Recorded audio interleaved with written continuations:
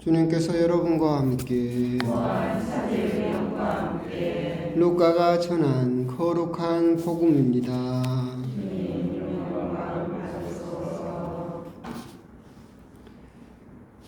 그때 예수님께서는 제자들에게 비유 하나를 말씀하셨다. 무화과 나무와 다른 모든 나무를 보아라. 잎이 돋아나자마자 너희는 그것을 보고 여름이 이미 가까이 온 줄을 저절로 알게 된다. 이와 같이 너희도 이러한 일들이 일어나는 것을 보거든 하느님의 나라가 가까이 온 줄 알아라. 내가 진실로 너희에게 말한다. 이 세대가 지나기 전에 모든 일이 일어날 것이다. 하늘과 땅은 사라질지라도 내 말은 결코 사라지지 않을 것이다. 주님의 말씀입니다.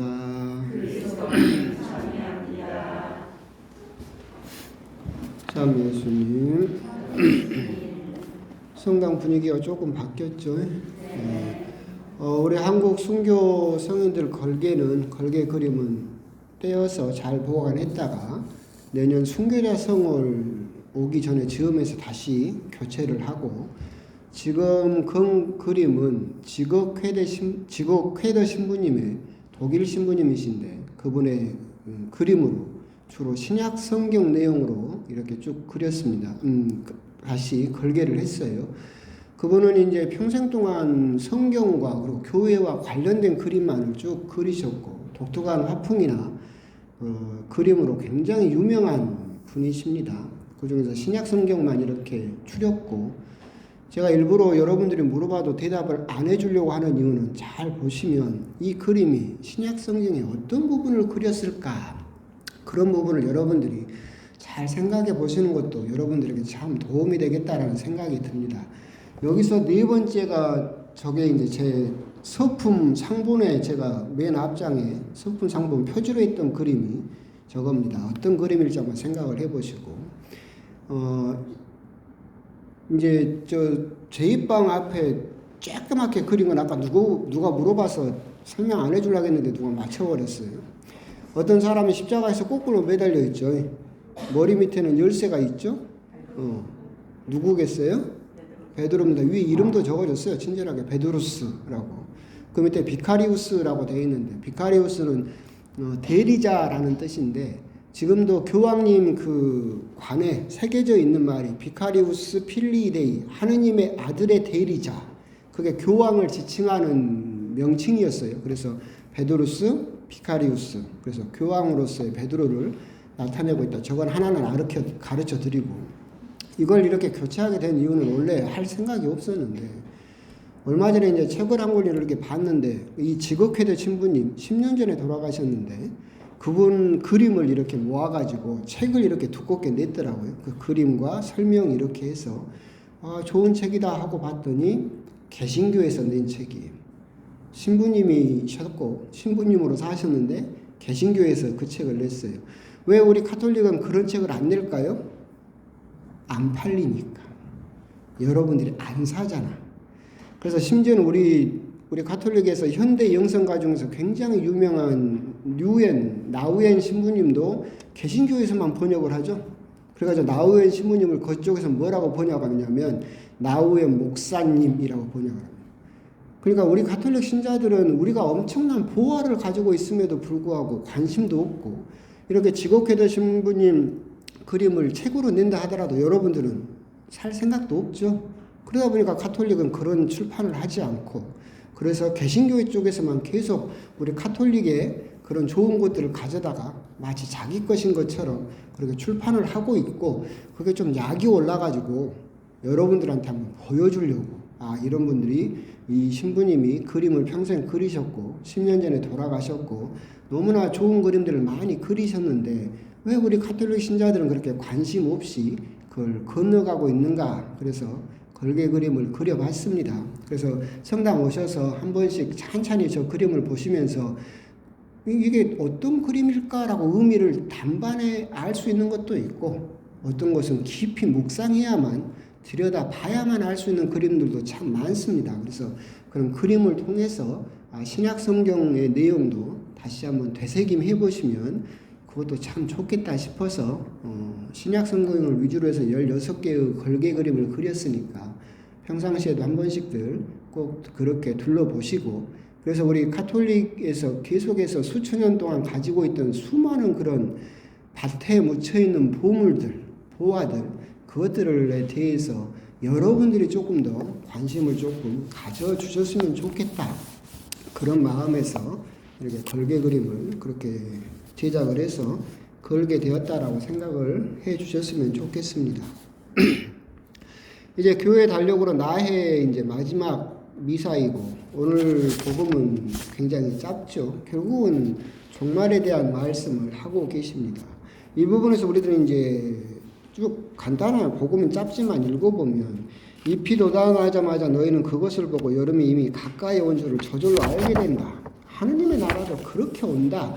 이 말씀은 무슨 천둥 번개처럼 그렇게, 물론 도둑처럼 온다고는 하셨지만 도둑처럼 오는 이유가 저절로 오기 때문에 그래요. 너무나 우리가 알지 못하는 사이에 계절이 바뀌는 것처럼, 낙엽이 떨어지는 것처럼, 때가 되니까 낙엽이 떨어진다라고 우리들이 그렇게 인식하지 못하는 것처럼 저절로 우리 곁으로 우리 모르게 다가오게 될 것이다. 근데 우리들은 하나님의 나라가 그렇게 내 곁으로 그렇게 알지도 못하는 사이에 저절로 다가오고 있음을 왜 우리는 알지 못할까? 우리가 딴 데를 보고 있기 때문에 그렇죠.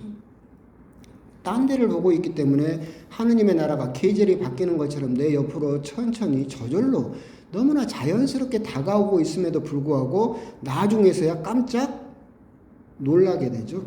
그래서 너무나 갑작스럽게 이렇게 나에게 닥쳤다라고 생각을 하지만 그렇지 않습니다. 하느님의 나라는 자연스럽게 항상 내 옆으로 다가오고 있었고 나와 가까이 있었는데, 내 눈이 다른 것만을 보고 내 귀가 다른 것만을 듣기 때문에 하느님의 나라가 도둑처럼 나에게 들이닥쳤다라고 생각을 하겠지만, 이렇게 자연스럽게 하느님의 나라는 여러분 곁으로 이미 다가오고 있다. 여러분의 흰머리 하나가 늘듯이 여러분들이 조금 더 하루가 지날수록 늙어가듯이 하느님의 나라는 그렇게 저절로 자연스럽게 여러분 옆으로 오고 있다. 이런 것들을 보게 되면 너희들은 깨어서 준비하고 반드시 이 일들은 이루어지게 될 것이다. 그 징조들을 보고 너희들은 하느님의 나라가 가까이 다가온 것을 알아채야 한다. 그냥 다른 데만 보고 다른 것만 들으면서 알아채지 못하면 하느님의 나라는 정말로 너희들에게는 번개 같은 소식, 너무나 급작스러운 선고처럼, 정말 공포처럼 너희들에게 다가오게 될 것이다. 그 징조들을 미리미리 알아보아야 된다라고 하는 거죠. 이 징조에 대해서도 이제 우리들은 이렇게 이야기를 할 수 있겠죠. 어떤 사람은 그 징조를 전혀 알아채지 못하고, 어떤 사람은 그 징조를 알아채고 미리 준비하는 사람도 있을 겁니다. 사막에서 어떤 부자가 이제 조난을 당해가지고 그 사막을 떠돌아다니고 있었어요. 살려고. 근데 물도 다 떨어지고 먹을 것도 다 떨어지고, 낮에는 햇볕이 죽일 듯이 뜨겁고 밤에는 살을 내듯이 춥고 너무나 힘들게. 근데 사막은 끝이 보이지 않았어요. 아들은 아버지에게 계속 이야기를 합니다. 아버지, 우리 여기서 죽을 것 같아요. 우리 곧 죽겠어요. 너무 힘들어요. 목말라요. 그때마다 아버지는 힘을 내라. 조금만 가면 될 거다라고 하면서 아들을 이렇게 계속 격려를 하면서 가는데, 그들 눈앞에 무덤이 하나가 있는 거예요. 그래서 그 아들은 더 절망했어요. 보세요, 아버지. 저 사람도 우리처럼 사막에서 길을 떠돌다가 저렇게 죽었습니다. 우리도 저 사람처럼 죽을 겁니다. 라고 절망을 했어요. 근데 똑같은 무덤을 본 아버지는 뭐라고 이야기를 하느냐면, 아니다. 무덤이 있다는 건 누군가 저 사람을 묻어줬다는 것이고, 그렇다면 이 근처에 누군가 살고 있다는 뜻이다. 결국 그 아버지의 희망대로 그 사람들은 마을을 찾아서 살게 되었다. 똑같은 징조를 보고도 누구는 절망하는 사람이 있고, 그래서 포기해버리는 사람이 있고, 똑같은 징조를 보고 누구는 거기에서 희망을 발견하는 사람도 있다. 그렇게 우리들에게 고통이 닥치거나 병고가 닥치거나 나에게 힘든 일이 닥쳤을 때 어떤 사람은 그 똑같은 징조를 보고 절망하고 좌절하고 주저앉아버리는 사람이 있고, 어떤 사람은 반대로 거기에서 하느님께서 주신 십자가의 의미를 찾으면서 희망의 징조를 찾아내는 사람도 있다. 똑같은 징조를 보고 우리들은 어떤 결과를 만들어낼 수 있겠느냐라고 하는 것도 결국 우리 믿음에 시험되지 않을까 이제 그런 생각도 듭니다. 마지막으로 이제 예수님께서 또 이야기를 하시죠. 하늘과 땅은 사라질지라도 내 말은 결코 사라지지 않을 것이다. 하느님의 말씀을 우리들은 예수님이라고 믿고 있죠. 그래서 하늘과 땅은 사라질지라도 내 말은 결코 사라지지 않을 것이다. 예수님은 계속해서 계실 것이다. 그렇게만 생각할 수 있는 것이 아니라 내 말은 이라는 말씀이죠. 이것은 로고스라고 칭해지는 예수님이 아니라 당신의 말씀이 살아있을 것이다. 그 말은 무슨 말이냐면 사라지지 않을 것이다는 예수님의 말씀이 생명을 지니고 있고 살아있을 것이다 라는 것이죠. 그리고 하늘과 땅은 사라질지라도 예수님의 말씀은 생명을 지니고 살아있을 것이다. 이 말은 다시 말하면 우리들에게 무슨 뜻이냐면 하늘과 땅은 사라질지라도 예수님의 말씀을 품고 있는 사람은 결코 사라지지 않을 것이다. 예수님의 말씀이 사라지지 않으니까, 예수님의 말씀이 살아있으니까 그 말씀을 품고 있는 사람은 결코 사라지지 않을 것이다. 오늘 일독서에 나왔던 두 번째 죽음, 두 번째로 맞는 죽음은 북구덩이에 던져버리는 그 두 번째 죽음을 받지 않을 사람, 그 사람은 예수님의 말씀을 품고 있는 사람은 사라지지 않을 것이다 라고 우리들은 그렇게 이해를 할 수 있겠죠. 그러면서 이제 제가 항상 드리는 말씀이 그렇다면 하늘과 땅은 사라질지라도 사라지지 않는 예수님의 말씀을 여러분들은 가지고 있는가?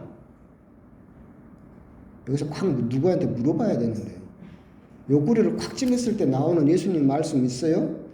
이렇게 물어봐야 됩니다. 아까 제가 사제 서품 상본 이야기를 했습니다. 사제들은 서품 받을 때 서품 성구를 정하죠. 내가 이 말씀대로 살겠습니다라고 그 말씀을 가지고 평생 살고 또 심지어는 뭐 교구청에까지 새겨놓고 그러잖아요. 그게 이제 그 신부님들이 가지고 있는 예수님의 말씀이죠. 그죠? 그러면 이제 하늘과 땅이 사라질지라도 사라지지 않겠죠. 근데 신부님만 그럴 것이 아니라 여러분도 그래야 된다. 여러분도 여러분 마음 속에, 삶 속에, 여러분 믿음 속에 결코 사라지지 않는 예수님의 말씀을 적어도 한 가지 정도는 가지고 있어야 된다. 그냥 성서 대충 이렇게 넘기다, 이 말 좋다 라고 주워서 적는 것이 아니라 성서를 계속해서 깊게 읽으면서 내 삶에서 정말 찾아지는 그 말씀을 지팡이 삼아서 중심축 삼아서 살아갈 수 있는 그런 말씀을 여러분은 가지고 있는가? 그 말씀을 가지고 있는 사람은 그 말씀이 결코 사라지지 않을 것이기 때문에 하늘과 땅이 사라져도 그 말씀을 지닌 그 사람은 사라지지 않을 것이다. 오늘 이제 복음에서 하느님의 그런 나라, 종말은 너무나 자연스럽게 여러분 옆으로 오고 있고 어떤 사람은 그 징조를 보고 절망하지만 어떤 사람은 그 징조를 보고 기뻐할 수도 있다. 하지만 그렇게 기뻐하는 사람은 일독서에 나오는 요한묵시록처럼 두 번째 죽음을 받지 않을 것이다. 두 번째 죽음을 받지 않기 위해서는 여러분들은 살아있는 예수님의 말씀을 가지고 품고 있어야 된다라고 하는 것입니다. 오늘 미사를 통해서 여러분들이 한번 곰곰이 생각해 보실 것은 나는 과연 사라지지 않는 예수님의 말씀을 한 가지라도 기억하고 있는가? 그걸 내가 인생의 모토로 삼아서 좌우명으로 삼아서 항상 묵상하고 있는 그런 말씀을 나는 붙잡고 있는가? 그런 부분에 대해서 한번 또 곰곰이 묵상을 해 보셨으면 좋겠습니다. 아멘.